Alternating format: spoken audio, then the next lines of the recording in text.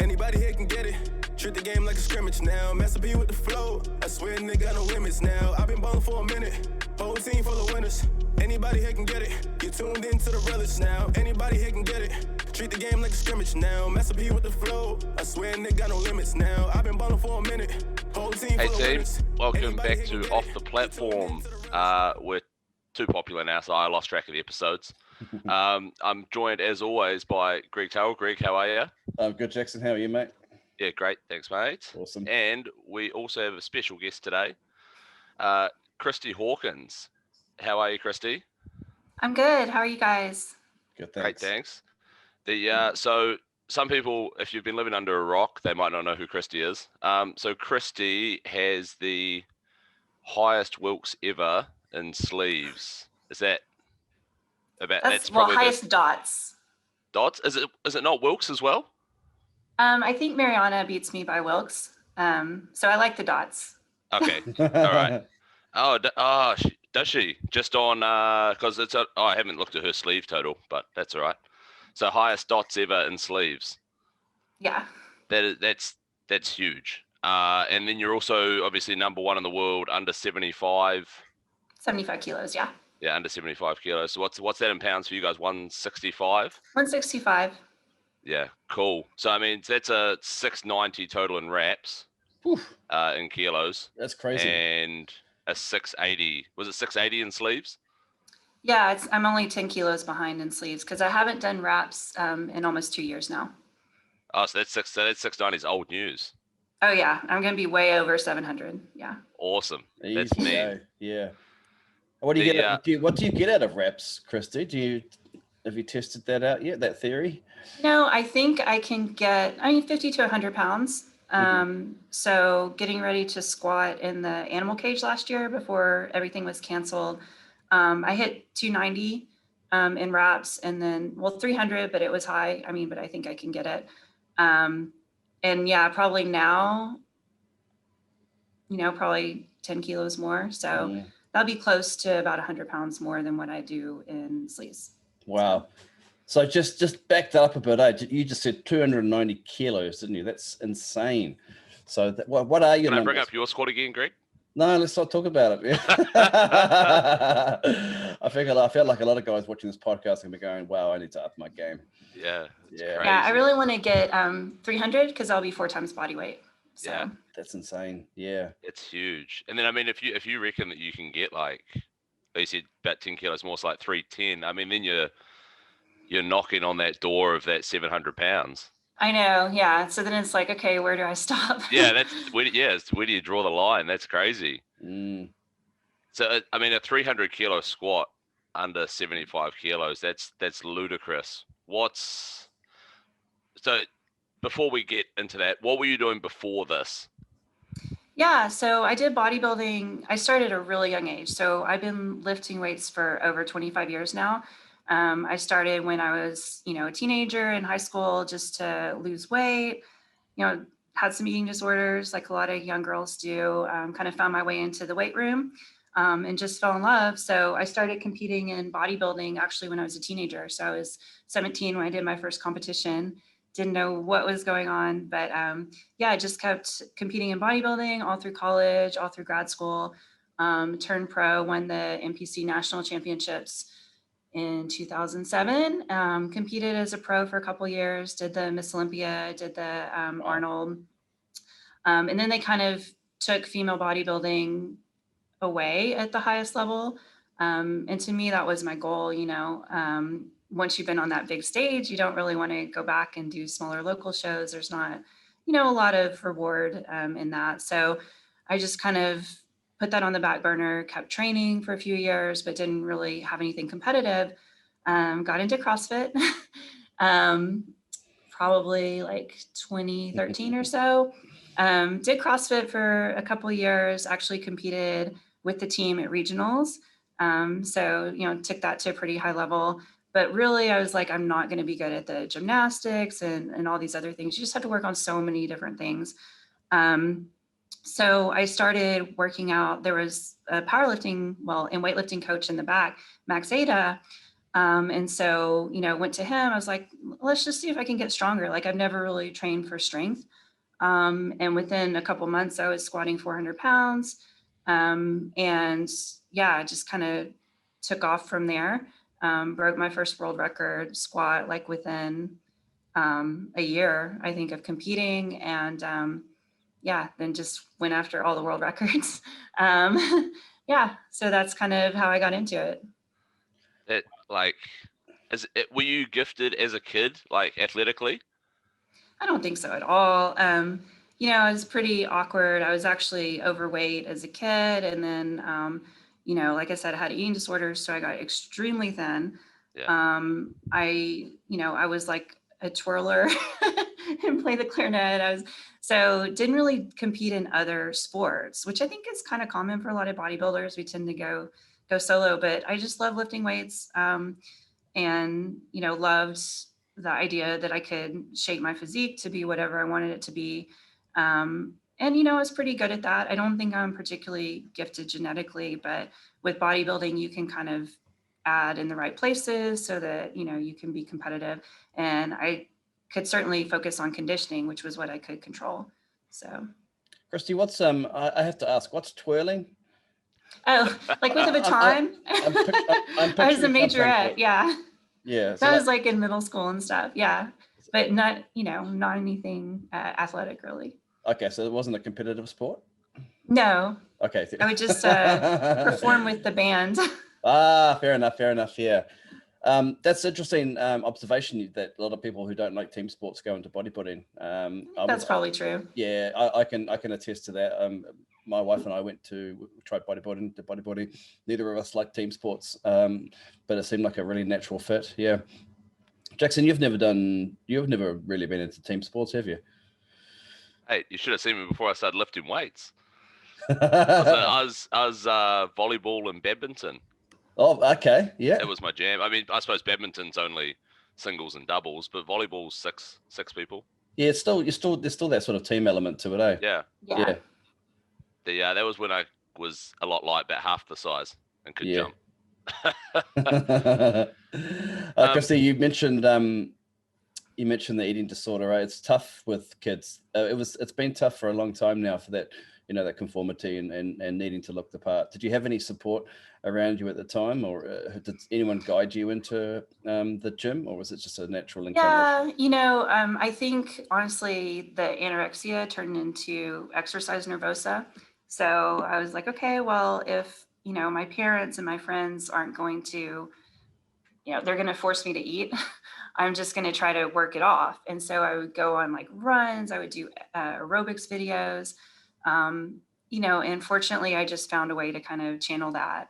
I mean, I totally recognize that bodybuilding is another form of eating disorder for sure, and body dysmorphia. I mean, but it's in a way that at least I'm giving my body what it needs. And hopefully, you know, have that outlet that, you know, definitely bodybuilding can be super unhealthy. But, you know, I think that was better than the alternative for me. So you would have found how did you find the dieting with bodybuilding? Oh, I'm great at it. Yeah, I would have assumed you'd be good at it because you detach yourself emotionally. Yeah, you can turn it off. Yeah, absolutely. And so, yeah, I had some people at the gym. It was interesting in high school. I would like pack my food and really try to stick to the regimen and diet. And at least, you know, it's the same thing. You're just trying to control it. But, you know, I recognize that. So. Well, yeah, I mean, you see that a lot, like people who then come from eating disorders, they treat like lifting and then competitive, obviously, because then you set yourself goals and stuff, but they treat that as the other form of control. Yeah, absolutely. I've definitely got some clients here that I've run into that have come from, whether it's overeating or undereating, and they then lifting becomes their thing. It's the same as that mindset as I suppose, we were talking to Grace Davis the other day, and she was a recovering addict. And we see that a lot as well, you know, so it's, again, the same sort of being able to maintain control of your life, I suppose. Yeah. Or sometimes the gym will keep you away from other addictions, you know? So yeah. I definitely know people like that. Do you think people with addictions in their past gravitate more towards powerlifting or bodybuilding, or is there no correlation there whatsoever. I don't know that there's a correlation more for one or the other, but I think to be great at either of those sports, you have to have an obsessive and addictive personality. So yeah, I mean, I think it self-selects at the highest levels, at least. So well, how once you started with the weight training, how long did it take to build up to that 400-pound squat? So, like I said, I had a great foundation from bodybuilding. I walked in with like a 350 squat. Oh. So you're a strong bodybuilder then. Yeah. Yeah, so it wasn't like that big of a jump. But yeah, I saw like, oh, if I actually like focus on this aspect, I can really make measurable progress. And that's something that's like really appealing to me. Yeah. So then just kind of continued setting goals. Yeah. It's actually interesting when I first was getting into powerlifting, I actually had a CrossFit injury. So I had a torn rotator cuff. So just as I was getting into it, I had to have surgery and then kind of a pretty good recovery, like 8 weeks until I could lift again. And then I did my first meet right after that, and still got like 1,000+ pound total. But I was competing, with amazing lifters like Susan Salazar. Wow. That super motivates me to get ready to do another one and see how far I can go. So in terms of the that bodybuilding base, how long were you training for bodybuilding? 10 years or so? Oh yeah, way over 10 years. Yeah. So closer to 20, yeah. Closer to 20. Yeah. And this is it's consistent. Like for 25 years, I have not missed more than 2 days in the gym, unless it's like part of a deload or something. So it's like, wow. Even when I just had surgery in January actually, and like I took the next day off, and then the following day I was back in the gym, like doing some lower body training, so it's just like, when I talk about consistency, it's like all in for that full time, not taking, I don't even take like, a few weeks off after a meet or anything like that. Like, it's just such a part of my life. You mentioned that you were on the stage, the Miss Olympia stage. That would have been during the Iris Kyle years. Oh yeah, I competed with Iris. Yeah. What was that like? She's amazing. Like, I love this stuff. Yeah, she's so intimidating, but she was super sweet to me, and really encouraging, because it was my first Arnold.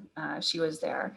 So, just, being backstage with all these amazing women, it's super inspiring and motivating. And there's actually a lot of camaraderie, both in bodybuilding and powerlifting. So that was my that was going to be a question of whether or not there was a similarity with the camaraderie backstage with bodybuilding versus powerlifting, because you often hear with bodybuilding can get quite catty and that's both men and women, but that wasn't your experience.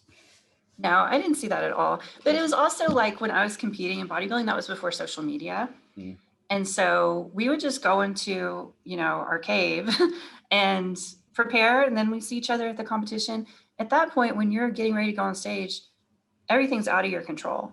You've already done all the work. So it's a little bit different than powerlifting, where it's like, when you're ready to compete, you're completely focused on that. Yep. Whereas bodybuilding, it's like, you should be relaxed. All you have to go out there and do, is pose. So the mindset for competition is very different, but there wasn't this, like, all this posting and stuff leading up to competition and chances for people to call people out, and like, so it was kind of different. It was much quieter back then. So did the temptation, I know bodybuilding, women's bodybuilding anyway, took a bit of a back seat for a while when they removed it, but then the Wings of Strength came through. Was that ever a temptation? You would have been probably well into your powerlifting career by then, I assume. It's still a temptation. Yeah. To be honest, Oh, are we here first? I've joked with people, but I actually, I think I could look better than I did when I was, in my 20s and early 30s. So, well, a lot of the best bodybuilders now are in their 40s, aren't they? They've got that maturity. Yeah. Yeah, you really have to have that muscle maturity, that lower estrogen, that density, which comes from powerlifting. I think that's helped a lot. But then you have to kind of go back and do more shaping of your physique. So, because the women's, the Miss Olympia is back, isn't it, with women's bodybuilding? Yes. Yeah, it is. And the prize money is good. It's crazy. Yeah. Yeah. I mean, it's more than bikini, which is like all I could ask for because, previously they got way more money. That's crazy. And I was like, what is this? It's madness. Yeah. In terms of that, I mean, that's one of the arguments of why they got rid of women's bodybuilding, I suppose, and why they 100%. paid bikini more is, I mean, I guess they thought bikini put more bums on seats. Yeah. From a So promoter standpoint. it's all about marketability. Yeah. And like when I started competing, it was only, they had fitness for the women, and then it was men's bodybuilding and women's bodybuilding. And fitness, like I have a lot of respect for them. They do the routines, they have to really train the gymnastics and have the physique. So that's actually been around for a really long time. And then they added figure, which is like they just stand there and they turn around. And then they added bikini, which is like they don't even work out. Like these are just girls in their early 20s with implants. And I mean, I'm probably going to hurt a lot of feelings, but coming from like bodybuilding, I was just like, I just don't see how these are comparable. But I could understand like that's what people would aspire to. And I think it's the same on the men's side, because a lot of men don't want to look like Ronnie Coleman. I mean, some definitely do, but they want to look more like Callum Von Moger, or like one of these men's physique guys. Yeah. So, that's really what brings the money in terms of, selling magazines and potentially selling supplements. So I get that, but at the same time, I think that the goal of the sport is to be, the biggest and the most ripped, and like that should be rewarded equally for women as it is for men. Yeah. 100%. Because neither one of them are really the standard that a lot of people aspire to. Yeah. But that's the nature of the sport. That's the goal. So it's really, sorry, Jackson, go ahead. I was gonna say, do you think that could be like slightly tied to that what you were saying before about how with social media coming, so now everyone's in everyone's faces all the time, whereas you guys used to just see each other once a year, you'd compete, that's it, see you later. Whereas now they want these people to be in people's faces all year round. And yeah, so there's a lot more marketing, and like it's much more sustainable for them as well. You guys can't look like that all year round. Yeah, and for like, figure and bikini girls at the amateur level. At the pro level, the figure girls are actually really impressive to me. But, there's not like one big name necessarily in bikini like you would see with, a Ronnie Coleman or Jay Cutler. It's kind of like, if you don't want this contract, there's 10 more girls that are happy to take it and sell our product, which actually brings the financial incentives way down for everybody. So it used to make me smile watching bikini going, I can't tell the difference between. I can't either. And I was listening to, some of the people that were doing podcasts during the last Olympia, and they're just like, I don't know how to judge this. I mean, nobody knows. Exactly. And so like the one that they were like, oh, she's way too skinny, like ended up winning. So yeah. Whereas, you've got, I mean, to some degree figure, but definitely with the physique girls anyway, and men on the both sides, there's definitely a clear separation between first, second, and third. Well, clear in some minds, obviously there is some differences in opinions, but when, for example, when Rami won, there was no kind of like, well, he didn't deserve to win. There was pretty much, that resounding kind of, that he was the best on the stage. And it would have been the same when Iris Kyle was up on the stage too. It was very clear Iris Kyle was number one. Yeah. And if they didn't give her first place, it was for other reasons, Exactly. I mean, she's got to be one of the most dominant sort of lifting or strength sport type people that we've had in a while. I mean, how many Olympias did she win? 10? She won 11. She won 10 plus 1. Her 11th was like, there was a lightweight and heavyweight. So she technically didn't win, but she still won. Yeah. Like, that's a massive amount of time to be at the top of, especially a sport like bodybuilding. And most people don't know who she is. Yeah. Which is like, that blows, I mean, yeah, I suppose it blows my mind really. But like we follow bodybuilding. So to me, someone says Iris Kyle, I'm like, oh yeah. Yeah, I know who that is. Like, I know who you're talking about. But most people, have no idea. No, yeah. Which is sad, really. It doesn't get the light that it should. But then they'll have like you say, some, I don't know, there'll be some chick with 2 million followers on Instagram who looks all right in a bikini, and everyone knows who she is. It's true in bodybuilding and powerlifting. And powerlifting, like, yeah. Yeah, so actually for bodybuilding, I mean, a good example is people would be like, oh yeah, I love Dana Lynn Bailey. And I was like, I mean, this was before they created physique, and then she won the physique category. But I was like, she's not a bodybuilder. Like, she's not a top competitor. But she was super popular on Instagram, and that kind of drove her career. So yeah, I think there's a lot of people like that in powerlifting too, because, you know, I think who people may perceive as being the best lifters are not necessarily the best lifters. So yeah. So, so Christy, obviously, talking about social media, you're quite you're semi-active on social media. I post my lifts. But just like Jackson, pretty stock standard. Yeah, just lifting videos. There's no crazy antics. You're not gunning for that 3 million followers. No. Just a training diary. Yeah. Yeah, really. Like, I use it myself because I'm like, oh, what did I do? What was my top set of 5, you know, on this exercise? And so I can go back and look. I was like, I think I did this, and then I'll find it. I'll find it on Instagram. Otherwise, like, sometimes I would forget. But, you know, yeah, it's just pretty straightforward. I don't know. This is why I lifted. Like, I'm not making hashtag powerlifting excuses or anything like that. You know, I'll provide a little bit of commentary, but, you know, I want to keep it pretty straightforward, not anything controversial, not anything flashy. You know, it's not my livelihood. Like, I totally understand that people really do that to try to build their brand, and they're selling their online programming, or they're selling their, you know, lifestyle brand, or their t-shirts and stuff. But I'm not trying to do that. I'm just, you know, it's here. If you want to look at it, great. So fair enough too. And just speaking of life outside of powerlifting, you've actually got yourself a real job, and it's a very impressive job. You want to tell us a little bit about that? Hang on, Greg, what are you saying? Powerlifting's not a real job. Wait till you hear about this job, then you'll be like, wow. Yeah. Yeah, people are surprised because they're like, what, are you a personal trainer? I'm like, no. So I actually have a PhD in chemical engineering, and during grad school I worked on this project, genetic engineering of yeast to produce plant natural products. So we take genes from plants and clone them into yeast, and then you can run like a fermentation, just like you would make beer, except you're making drugs.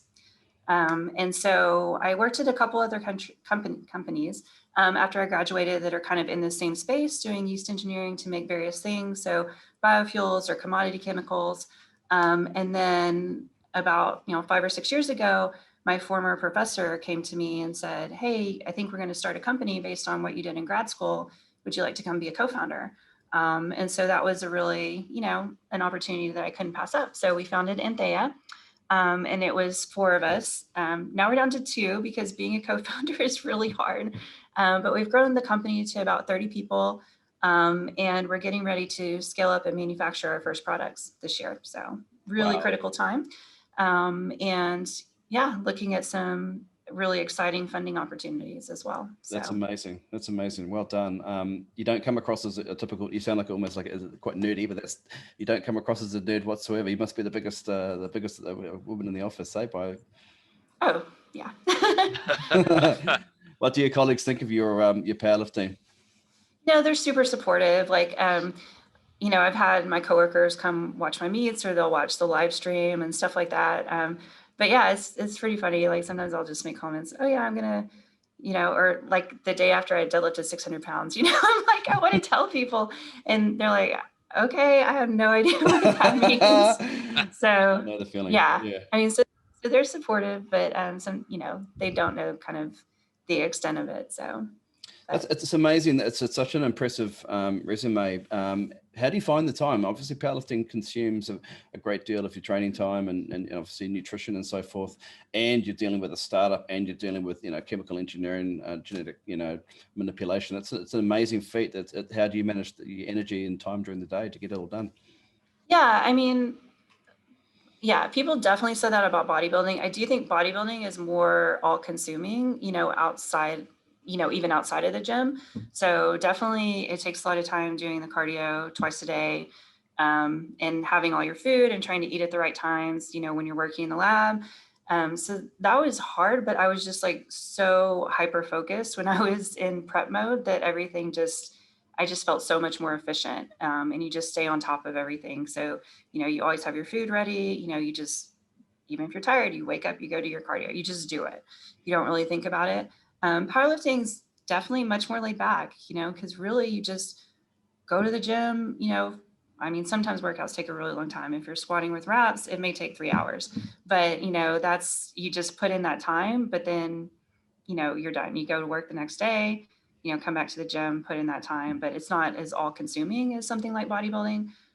So really it's just making the time to go to the gym, which I think, anybody should do. It's just, how intense are you able to train? So you train out of Boss Barbell. Is that still the case? Yeah. So because of work, I moved down to kind of this area, more like South Bay. So their gym is in Mountain View, so it's a lot closer for me to work out. So I've been training there basically since we started the company, so 5 or 6 years. And I think there's a lot of great people there. It's been a really good environment for me. Learned a lot from Dan and Herbie, and a lot of great lifters there. So. And you are recovering at the moment from surgery, you mentioned, back in January. So you ruptured a tricep. Yeah. Tell us about that. How did that happen? Bench pressing. Yeah. The first week of January, fortunately I did do a meet in December, and put up some good numbers. Otherwise I'd be like really upset because I hadn't competed in a long time. But yeah, January, I was just going for a heavy close grip bench. And it's really funny. I mean, I've had elbow issues on and off for 20 years, like everybody I know, like their elbows hurt. I definitely had a lot of tightness there. And I literally said to one of my training partners, I was like, oh, my massage therapist just worked on this elbow, and it feels good. I'll probably fuck it up. And then you never say it. Literally never say it. Yeah, I went for it wasn't even going to be my top set, but I'd done 275 and that was fine, and then went up another 10 kilos. And right as I was pushing, I just felt it rip completely. And yeah, that was it. I knew exactly what happened. So it's weird. It's not painful. Yeah. It's just kind of like your body goes into shock, and then there's the mental aspect of what did I just do? What does this mean? Yeah. So yeah, I just went home, scheduled an MRI.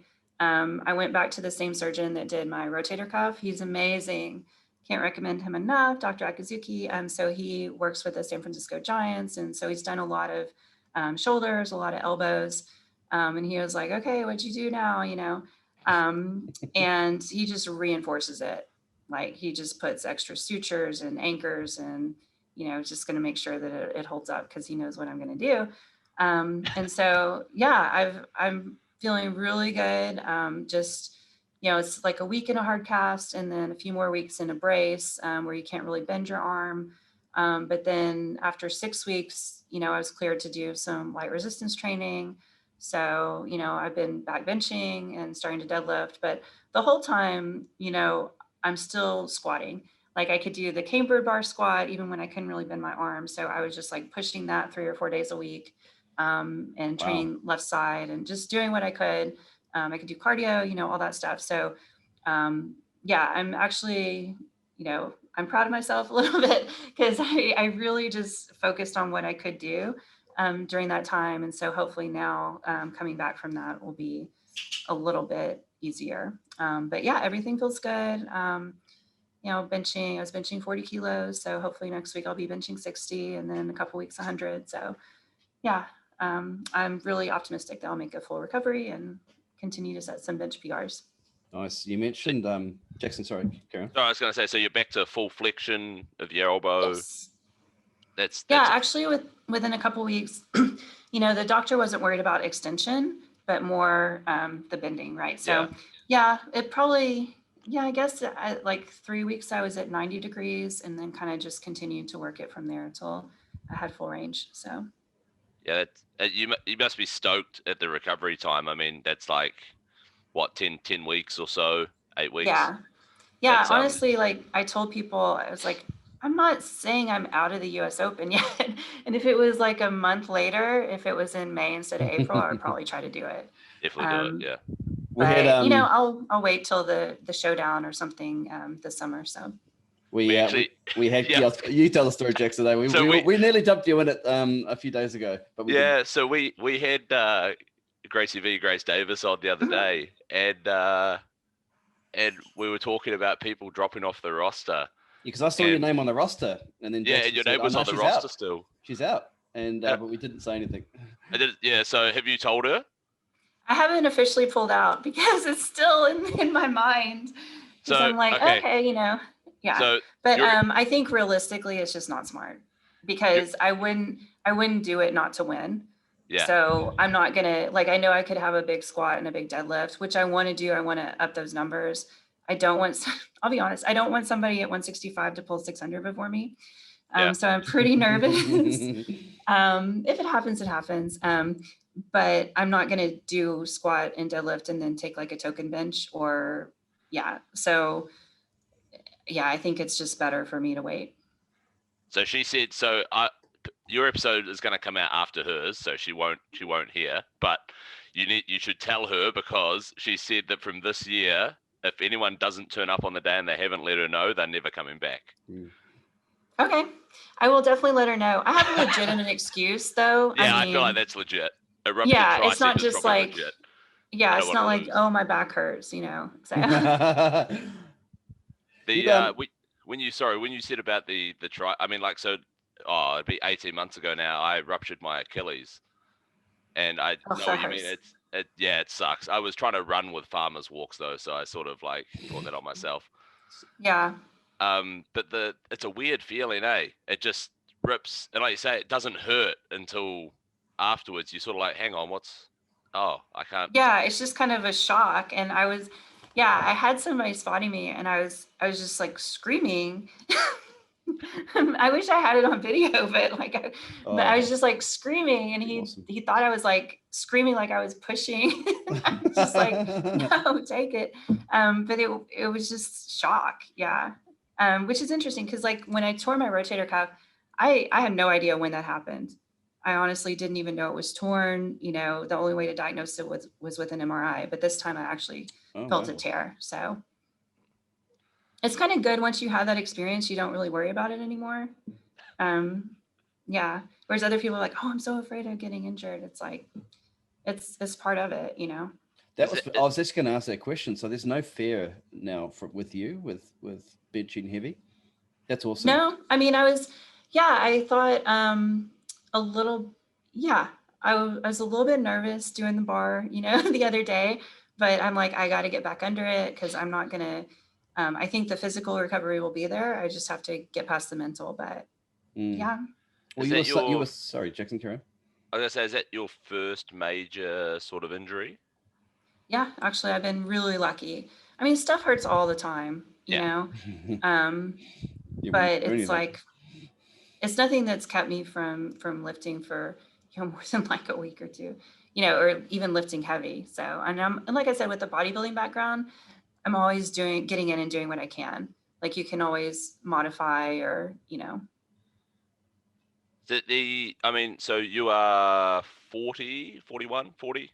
40, yeah. 40, okay. Didn't want to get that wrong. I didn't want to get that wrong. That was dangerous territory. No, I'm happy to be a master's now, So, and you've been lifting since you were 17, you said? 16? Yeah, 14 or 15, yeah. 14 or 15. Over 25 years. I mean, that's huge. How, and that one massive injury, how do you stay in the game so long? I think, the sports I've done have been relatively safe, actually. I'm not playing football, or, doing anything like that. So bodybuilding is it's pretty safe. You put on, there's definitely some wear and tear. So I think even the tricep injury was really just, like I said, my elbows have been hurting for 20 years. I'm actually optimistic that it'll feel better after this surgery because it always hurts on and off. And there were certain overhead things I couldn't do. So I'm like, all right, now, I have a new one. So that's great. But yeah, there's definitely just wear and tear, but there's no major things, I'm not doing anything that's going to cause muscles or tendons to tear. Well, bodybuilding tends to stress more the muscle, obviously. So the tendons and ligaments get a lot stronger. with bodybuilding, whereas it's almost like the opposite with powerlifting. So now with a new and improved tricep, it should be a lot stronger, eh? That's what I'm thinking. Yeah. Yeah. Yeah. So Trying to go for 400 pounds now. Yeah, I was gonna say. You mentioned like extra sutures and reinforcements. Is that like an optional thing? Can we get that done too? Can we get extra reinforcement done? I mean, honestly, Can you imagine, Jackson? You need to go to a surgeon that's used to doing athletes. Yeah. Because even like with my rotator cuff, I had a partial bicep tear too. And he's like, you know what? I'm just going to cut it off and I'm going to move it out of the shoulder joint. So he did bicep tenodesis. But like, I think not all surgeons would have done that. He does PRP while he's doing the surgery, you know, to help with recovery. And I mean, he was doing that like 8 years ago. But yeah, he said like if you were a housewife, no offense against housewives, but like he was like, I would just put 2 anchors here and here. And he's like, but I put 4 here, and then I like crisscrossed and all this stuff. And I was like, all right. So yeah, I mean, I think just talk to your surgeon about what you're going to be doing after, you know, what your expectations are. So It's, I mean, I don't know if I feel like that's never an option here. Like, are we limited by population or by the athletic background? yeah, I don't know.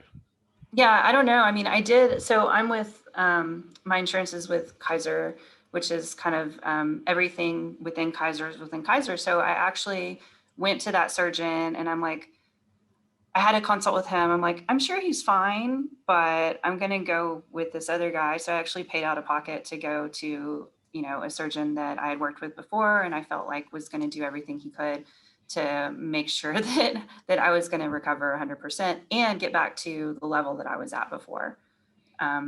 So I think I think there's definitely differences and you know, differences in how you recover. I mean, they always tell you with a tendon injury, it's going to be 6 months, but he recognizes that, you know, with my background, I'm going to recover a little bit faster. I'm going to do everything I can to recover faster, you know, and start, you know, he kind of adjusts my timelines accordingly. So. Well, it's been 7 weeks now and you're benching, you said you benched 60, after 7 weeks? I'm benching 40 kilos, I'm pretty sure. 40 kilos, 60, yeah. So within maybe 12 to 16 weeks, if not sooner, you'd be almost back up. I expect to be back at like 300 pounds, yeah. Nice, yeah. To your point, Jackson, I think it's I mean, difficult. We're a small population here in New Zealand. I think, you know, not to disparage, but potentially if you're the best of the best, you might not even stay in the country. You might go over to overseas markets where the money is. So maybe our access to the best surgeons is very exceptionally limited, unless they're working on some of the top sports teams here, and then potentially they're fully committed. You know, they're not going to work for average Joe public. So our healthcare over here, Christy, is all paid for, but obviously you can go private as well. But obviously if you don't have the funding, and it's not always an option. But to your point, you know, seek out the very best, because, you know, if you're a competitive sports person, you want to, and your career is only halfway through or a quarter of the way through, you've got to do what you got to do, don't you? Yeah. I mean, it's not like it's, it's like not my career, but that's a huge part of my life. And that's what I want to do. And even when I had my shoulder, I wasn't really competing, you know, in powerlifting. I was just kind of getting into it and exploring it. But like, I knew that I wanted to get back to be able to train heavy at least. And I think I told him at the time, I was like, I benched like 250 and I was like, oh, I'd like to bench 300 pounds. And he was like, I don't know about that, you know? So now I went to him, I was like, okay, I'm benching 350, you know, like what's, so yeah. He's like, see, I told you, I didn't know if you should do it. You shouldn't have done it. Yeah. You're back again. He's used to that. And he tells me stories too about like guys that he's like, oh yeah, I worked on this one bodybuilder and like a couple weeks after surgery, he was like benching 225. And he was like, that's light. And I'm like, yeah, that is light. I'll probably be doing that, you know? He's like, please don't. So yeah. So I mean, your best bench in comp is 155, which is like 370. 341, yeah. 341. And what's your best bench in the gym? Have you gone heavier than that in the gym? Not much, only a couple of kilos more. Yeah. Oh yeah. I mean, that's a big bench. Yeah, it's not bad. I'd like to get, you know, 160, 165. Yeah. Like lifetime goal. So. So and you've pulled. You said before. I remember seeing the video. You've pulled 600 pounds in the gym. Yeah, a couple weeks before the last meet I did in December. And I've been like obviously a lot of people have been chasing that number because still only a few women have pulled over 600. When I started, no one had pulled over 600, so I thought it was impossible. And even then I kind of thought, I'll probably never do it. Like, cause I had pulled like 589, I was pretty close in the spring, but then just would miss 600. Like it wouldn't even budge. So I was like, okay, this is just not happening. But yeah, I pulled a 265 or 584 for a triple like the week before. And I was like, surely I can surely do a little bit more. I was like, yeah. So I went into it, just thinking about it like for the whole week before. And I just smashed it, smashed the 272.5. And then I was like, I want to do 5 reps. So I did another one, 275, also moved really well. Felt great. And then I went to the meet a couple weeks later, actually. So this was during COVID and I'd signed up for a meet, and finally, I was like, okay, I need a goal. My training's kind of like all over the place. I know I'm stronger now. I want to get on the platform. So found a meet out in California. And then like a couple weeks before we were like on lockdown again, and so I looked on the USPA website. I was like, okay, I'm just going to travel. Like, where else can I go? So I went to Kansas City, Missouri. JP Price was hosting a meet out there. So booked my trip, flew out there to compete on the same day because I had kind of peaked and everything to get ready for that. I'm really glad I did. So I went out there. My squat was good. Put quite a few kilos on the world record raw squat. So I did 260, bench 155, which was the competition PR. And just a couple pounds below the world record. But I decided to just, not take a fourth. I was going to go for, I wanted that 600 deadlift. So I opened with 265, which is 584, moved pretty well, and then went up to 600. And I think the guy had cleaned the bar. And then when I went up there, it was wet. And I was like, oh shit. And then I was on the clock. So I went and got more chalk and then went to pull. And I was just like, okay, it just slipped on my hands immediately. Yeah. And then when I went back again, my hand completely ripped open. I was like close to getting it. So I'm like, it happens. Otherwise I had a great meet. So yeah, just looking for the next opportunity to come back and get that. So. That's, the bar was wet. Like what happened there? Like who wets a bar? I don't know. Like normally they just brush it, and I wasn't really paying attention, and it just felt a little slippery. But I do like them to clean it because I've definitely gone up and when girls pull sumo, and they just like are covered with baby powder. It's like right where I put my hands. Yeah. So I feel like I kind of missed before if it feels really slick. But yeah, it was. It happens. I wasn't paying enough attention, so. Had he sprayed it with like the bleach solution or something from a girl? I think so. Yeah. Just to clean it. Yeah. If there's like blood on it, they do that. They do spray it. So it's not unusual. Yeah. No. It felt a little wet to me, but yeah, it's fine. Sucks. Yeah. Sucks.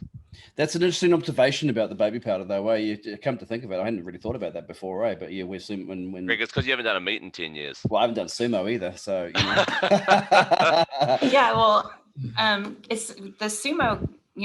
When people pull sumo, they have the baby powder on their legs, right? But then their legs go right where I put my hands. So, yeah, if there's a ton of baby powder coming off, people just cover themselves in it. So, yeah. 100%. I think that's like where it pays for a meet to have an experienced spot load crew, that when someone does come out and pull sumo and they pay attention to who pulls what, if you know what I mean. And then they know, okay, actually this next person coming out is going to be doing conventional. That girl or guy or whoever has just put baby powder exactly where their hands are going to be. Yeah. That's something that I learned to just ask for.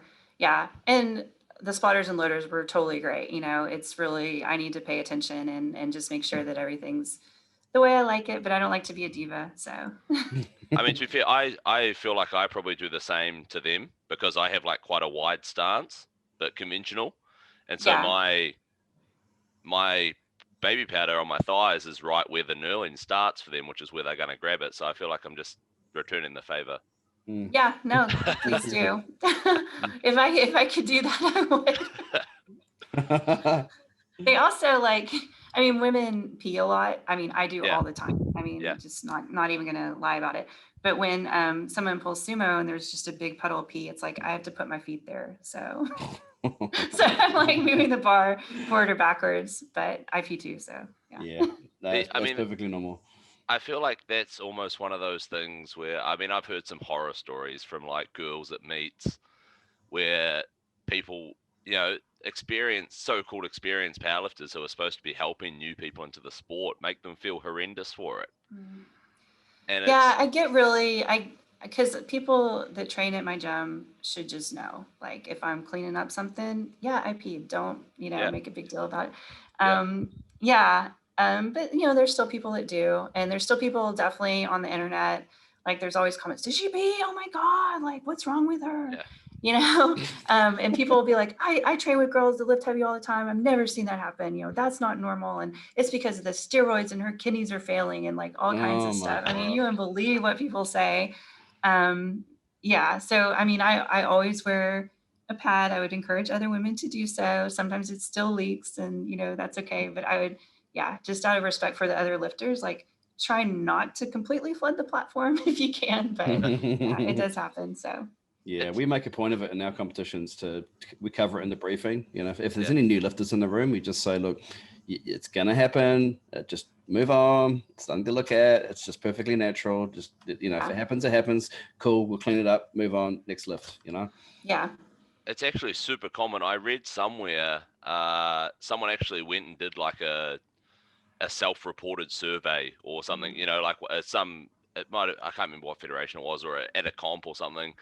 But it was something like 1 in 6 or 1 in 7 girls that actually happened. I think it was 1 in 6 girls that actually happens to. So it's not this big like, oh my God, she's the one person here, Yeah. I think if you lift heavy enough, it's gonna happen. Yeah. But I'll say even like from CrossFit, women would pee doing double unders or doing box jumps, and so I'm like, okay, well, I'm like not doing that at least, but and I haven't peed on bench press yet, so. I think I've seen that happen once. But bench press? Oh wow. Oh, is that right? Yeah. Yeah, from her bracing. Yeah. Oh, wow. So I guess it's just because obviously the load's not like stacked, and then you're not bracing the same. Yeah. But it's one of those things. I really hope it gets more like, or less taboo, if you know what I mean, like more accepted.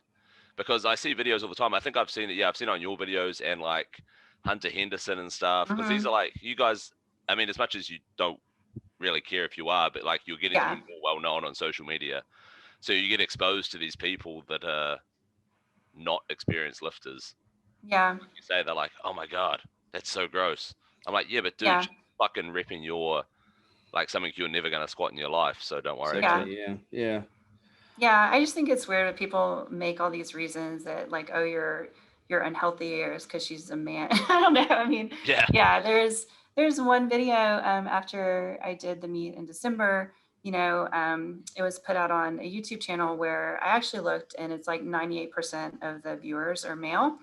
And like all the comments were so negative. It was like, that's a man, they're all men, nobody cares about women's powerlifting anyway, or like, why is she peeing? Like, there's so much steroids. And it's just like, all right. Where do these guys come from, honestly? Yeah, you see it, I see it too, Jackson. Commercial gyms. Yeah. Who are these dickheads? Yeah. 100%. It's those dickheads that put the headphones in. They'll go and train at like a City Fitness or a Snap, or like for you guys, like a Planet Fitness, and they just sit there and they'll text in between sets for 10 minutes and they've never worked hard a day in their lives, Yeah, that's most of the guys. I mean, I train over at 24-Hour Fitness too, because I like to use a lot of the machines there, but I mean, once I saw a guy squat 405 and I was like, oh, wow, like that's impressive in this environment, but that's the most I've ever seen. Like there was one day, there was a guy, he was front squatting like 185 and I come up next to him and I'm strict pressing that. Oh, and I'm no. just like, what is wrong with this picture? And his friend actually made a joke about it and made a little meme, but yeah, you just don't see a lot of like guys lifting that heavy at commercial gyms. So there's a lot of guys that, are pretty insecure. You would, Kristy, you put down a lot of your success potentially with lifting into the environment that you're lifting in as well. Like the people around you lift you up as well, and obviously the numbers speak for themselves. And you feel like you need to. Well, not you feel like it, but you're more motivated to compete when you've got people, like-minded people around you doing big numbers as well. Yeah. What is it like training at Dan and Sparkle's gym? Yeah, no, so the environment is really important for me. And COVID was really hard. And I was actually lucky because, we moved a lot of the equipment out to Dan's garage. And so, a couple of us could go out there and train, but it was like by myself, just was not getting the motivation. And that's one of the reasons that led me to just like, okay, I need to sign up for a competition. So I have this goal to really push for. And one thing, it did help me do, I did get used to hitting big numbers, just being by myself, kind of, in my head. I hit some squat PRs and stuff. So that was good training, but I definitely prefer to be surrounded by people that are cheering you on. I just think that sets you up to be more successful. And at the same time, I like to create and support an environment where it doesn't matter if somebody's going for 900 pounds or 200 pounds, if it's a PR, it's a PR, and like people are in there doing their best and making progress. So, I love supporting newer lifters and like helping to handle people at meets. And, I'm not officially coaching, but like, yeah, I love to, to bring up the people around me for sure and try to create that environment. So I feel like that's a big thing in powerlifting, or seems to be in those sorts of gyms, is the unofficial coach role. Is that people like take people under their wing as such, or like the more experienced people are quite happy to help the newer people. I mean, does that come from what do you think that comes from? Does that come from like you knowing you've been a beginner as well and knowing how hard it's been to get to where you are, or I mean, whether it's like bodybuilding or powerlifting or even science, everybody has to start somewhere. And if they're serious and want to make progress and are kind of putting in the work and consistency, then I want to do what I can to help, so that's just kind of my nature, in all the different areas. I will say, like with bodybuilding, one thing that happens a lot is people will like ask you for help or ask you for a diet. And then the next day you see them like eating a Snickers bar, and then it's like, okay, I'm not going to help you anymore. So yeah, I mean, I do kind of like draw the line, but if somebody shows commitment and dedication and seems to be taking it seriously, doesn't mean they have to listen to everything you say, but it comes from a sincere place of really wanting to help people. If they're going to do it, you want them to do it with the best advice possible. So I gotta say that same thing happens with powerlifting. Like I'll get people asking me, oh, like I want to get my bench up, like what do I do? I'm like, oh, we'll try this and this, and then the next week I walk into the gym and they're maxing out and they're like, oh, it didn't work, and I'm like, wait, what do you mean? Yeah, like, you did I honestly think, like getting stronger is really simple. I mean, you can just run a linear progression, or if you stick to any kind of program, especially as a beginner, intermediate lifter, you're going to make progress. But people just dismiss things so quickly. They're like, oh, I didn't get stronger this week, so I'm not going to do that anymore. I'm going to hop to this program or that program. I'm still doing the basic kind of program that I did with Max. I've definitely incorporated some stuff from Dan and other coaches that I've worked with, but it's pretty simple. So you don't have to like overthink it or do some complicated exercise, with bands or chains, there's definitely a place for that, but yeah, just doing the basic movements will get you pretty far. Can you, Kristy, can you share some of your training program formats? Can you share a little bit with us? Super simple. Yeah. When I'm getting ready for a meet, what are the numbers I'm going to hit, and then what do I need to hit in the gym to hit those numbers on the platform? And I work backwards. I think I need to make some adjustments though, because, when I was not as strong, I would take like 5 kilo jumps every week on squat and deadlift, and 2.5 kilo jumps on bench. Now I probably need to take kind of bigger jumps week to week, because I started this last program. I was doing this deadlift program from Dan actually, and it's an AMRAP off the floor, and then an AMRAP off blocks, and then an AMRAP deficit. So you do like 3 all-out sets, and you just keep going up and up and up. And I started super heavy because I was like, well, I'm trying to get to 275. So I'm starting like at 240 and just creeping up. So, I was doing like a set of 8, at 240, and I was like, oh, this is going to be a long prep. Like it's already really hard. So I probably need to make some adjustments there, but just kind of progressing up so that, I'm hitting the weights I want and the reps I want. And if you don't, I'm always like at least working at the weight that I kind of had planned. Maybe I don't get the number of reps, so I do an extra set or something like that, but kind of modifying all, with the goal of kind of staying in that range where my 1 rep max should be, the number I want to hit. So that's on the main exercises, so squat, bench, deadlift. So you train like 3 or 4 days a week, 4 days a week? I actually do 5. So nice. Cool. Yeah, I'll typically do squats, some high bar pause squats, and then some other leg accessories on Monday. Wednesday, I do bench, close grip, maybe another variation. I also do like some dumbbells, flies, like bodybuilding work. And then Friday, I'll do my main deadlift work and then some back accessory training. And then I have another leg accessory day and another like shoulders and arms accessory day. So, yeah.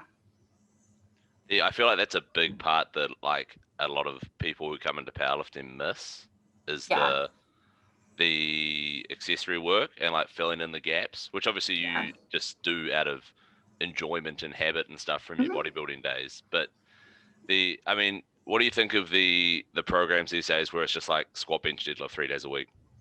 I just don't think you're going to have a lot of longevity if you do that, because you're going to have a weakness in your in your squat that you're going to need to build up. You're going to need to do more quad training, or with your deadlift, you're going to need to do some back accessory work. You need to do some heavy rows, or you need to do some RDLs. So I just think that you'll get a lot farther if you just incorporate more accessory work. And I think the mistake a lot of people make is they think accessory work is like super light, or they think, oh, I'm doing bodybuilding training, so I'm just going to do some like 10-pound curls. It's like, no, it's still like some intensity there and some progression. So 100%. So you still try to progress your accessory stuff, inclines, leg press, etc. Yeah. Or, vary, like I'll do kind of earlier in the program or during the off season, I'll do a lot more volume. So, I'll be doing sets of 10 or 15 and then, kind of progress. So where, I'm doing sets of 5 or 6 on accessories as well. So. Nice. I think Greg, you'll agree with us. This seems to be a common theme amongst the top lifters that we seem to be getting on here. Yeah, well, I very much hope people are listening. Maybe there's something to it. I don't know. Yeah, maybe it works. Exactly. Yeah. But then you do see people, like John Hack is just an example that comes to mind. It's like he seems to mostly SBD, but he's just a freak. So he's a freak. I think. I've listened to like some podcasts with like Andy who he trains with and stuff, and like they're just mind blown by it because he just turns up and he's like, yeah, today I'm gonna hit this, and they're like, fuck off, and he just does it. Yeah, and then he does. And then it's insane. Leaves, yeah. And then comes back and that's it. It's just crazy. That guy's when we were talking to Grace the other day, she reckons that he might be the shoe-in for the US Open. And sleeves. Yeah, it'll be interesting because he won't even do wraps, and so he's going to try to compete against the guys like Yuri and wraps and sleeves. I think it could be a surprise, an upset for some people. No Yuri for that comp. Yeah. Oh, he's out. He couldn't no visa. Yeah, no visa. Yeah, COVID. Yep, it's great, isn't it? Well, that's big paycheck loss for him. So I do think it'll probably. I'm sure there's other lifters that'll come out of nowhere, but I think he probably John probably has the next highest Wilks or dots. So we had Dan Ballon, and he's going for 1200, which I think him and John, depending on what John hits, that'll put them pretty close. Yeah, but that'll be interesting. Yeah, it'll be super interesting. I'm keen keen to watch the live stream because I reckon it's a free live stream as well, which is crazy to put that on for people. Oh, that'd be good. Yeah. Yeah. No, it's good. It's good for the sport. Oh, 100%. Favorite, Kristy, favorite meet of all the ones, because you look like you've competed across the federation spectrum. I mean, I guess now I would say Bossa Bossa is just because that's been my home gym. So, you know, competing with a lot of my friends and teammates is always good. So nice. What do you do you have any views on the powerlifting landscape in the US? Is it healthy? Is it I think it's okay. I mean, I think it is weird with the different federations. It always has been, you know, so generally people will do, you know, USAPL, or they'll do USPA, and then now you have more WRPF.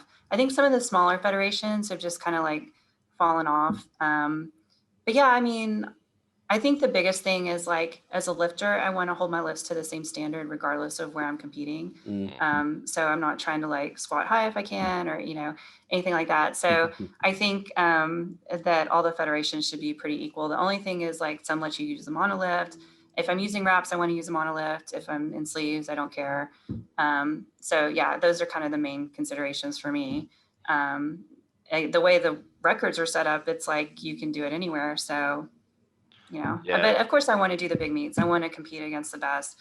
The 165 class is so stacked right now. I mean, that's why it really hurts, you know, if I'm not able to do the US Open, but hopefully we'll all be at the showdown. So I mean, the showdown is just ludicrous. I mean, especially that 165 class. I mean, there's Hunter and Brianni, and now they've had Daniela come across.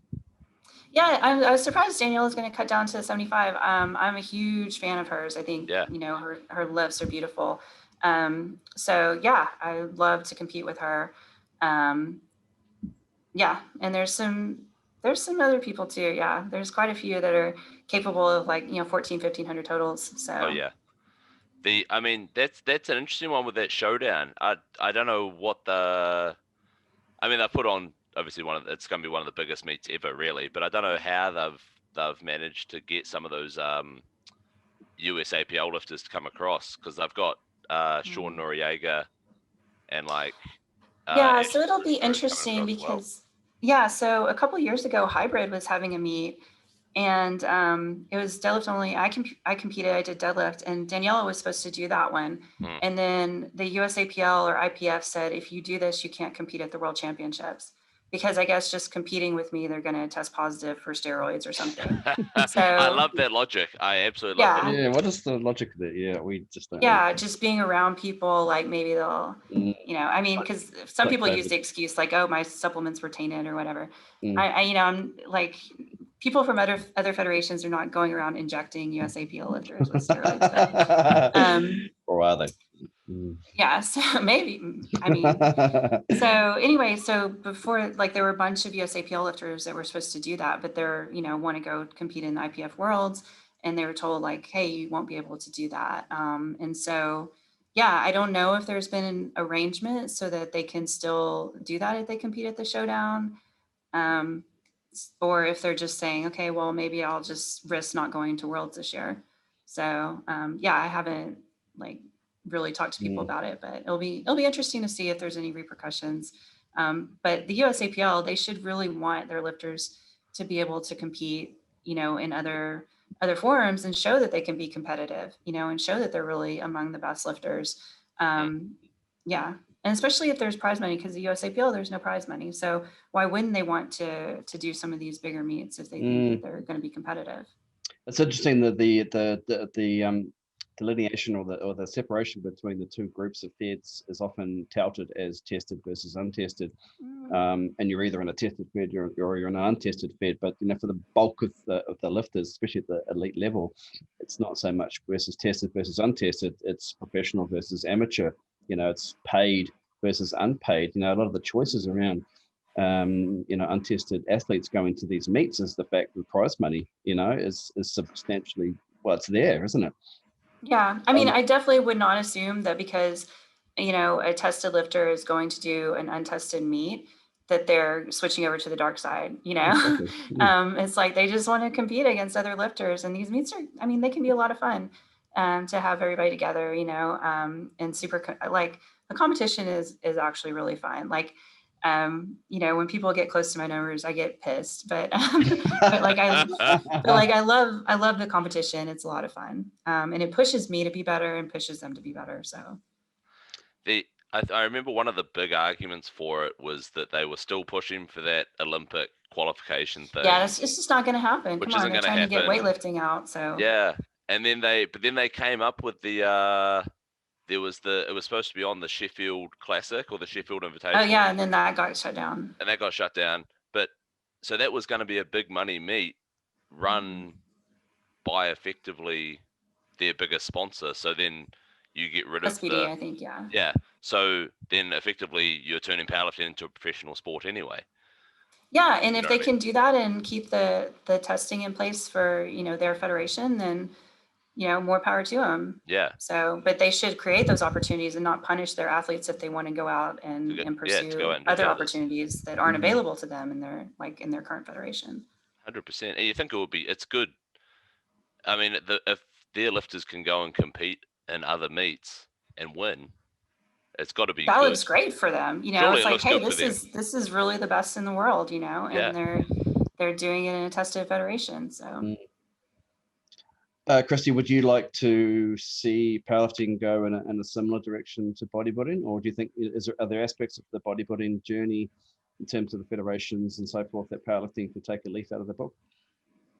You know, I think it would be just beneficial for the sport and consistency and everything if it was more under one federation. But then at the same time, I mean, I kind of understand how it got to the point that it is because people have disagreements and it's like, oh, well, I'll just start this other federation or hold this other meet. So I think it's going to be hard to keep together, but all the rules are technically the same.